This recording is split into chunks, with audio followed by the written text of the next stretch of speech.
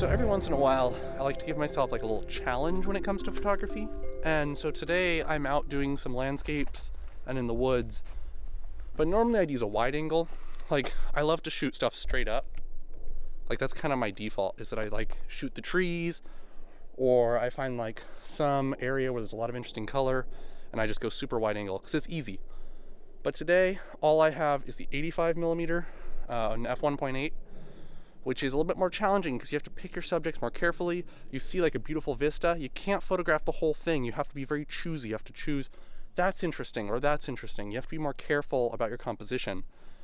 And so that's kind of what I'm doing today, is I'm using just this one lens and I'm trying to get some interesting photos. So normally the 85mm focal length is for portraits, because this kind of lens gives you a very zoomed in look. It gives you a very shallow depth of field. So it's good for getting photos where you want the background to be completely blurred out and you want to be able to control what's in the background. So I would use this for environmental portraiture. I'd use it for just a headshot. I've used this kind of lens for a lot of things. It's actually one of my favorite lenses. But when it comes to taking landscape photos, it's not really the kind of lens you'd normally reach for. And that's part of what makes this more challenging, is trying to take photos where you would normally look for another lens.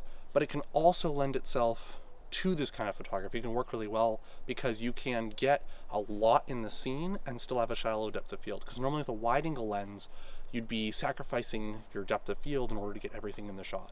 For this, you just back the camera up a lot and then you get shallow depth of field and everything in the shot. So right over here is like a spot where the light's really interesting. You can see how it's kind of like dark on either side, and there's a spot where the sun's coming through the trees. So I think it could make like a really good self-portrait. But I want to first get my camera out and actually see how it looks through the lens, because you never really know until you look at it through the camera. Like, it could be totally awful. So if I go ahead and bring my camera out, see how like right here is where the image is. So it's like if I push the exposure a lot, you can see it's not that interesting. But like when it's kind of dark, there's this area of like brightness that could make for a really interesting photo. So I think just putting myself right there on the trail could be kind of a cool image. But we'll try it, we'll see how it works out.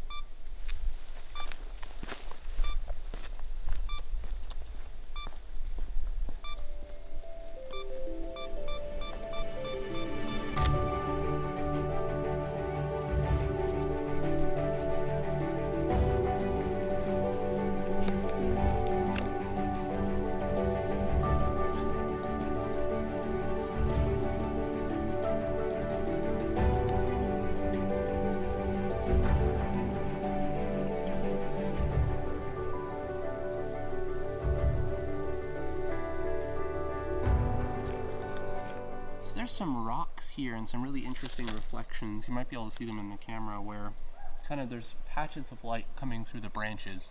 It's not visible everywhere, but at certain angles you can kind of see the sky. And so what I'm going to do, I think, is try to line up some of these reflections with some of these rocks that are poking up out of the water. See what we can get going on here.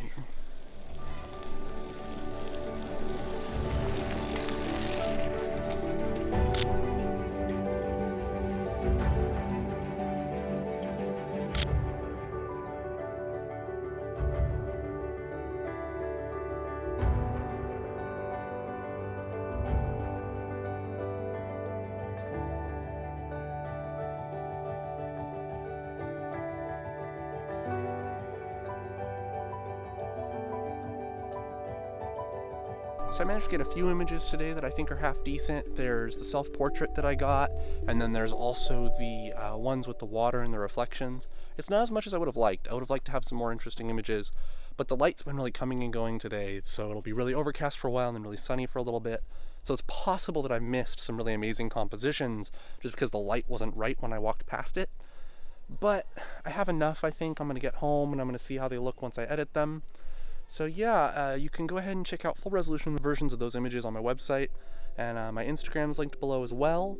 So go ahead and check those out, and go ahead and give a like and a subscribe, you know, all that jazz.